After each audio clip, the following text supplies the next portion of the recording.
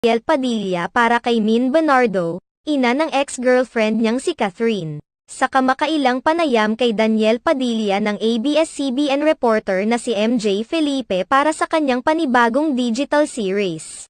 Inilahad ng certified kapamilya actor kung gaano niya nirerespeto ang ina ni Catherine Bernardo na si Mommy Min Bernardo. Ayon pa kay Daniel Padilla, sa kabila ng nangyari sa pagitan nila ni Catherine Bernardo ay hindi pa rin mawawala ang kanyang pagmamahal at respeto kay Mommy Min na itinuring na rin niya bilang pangalawang ina.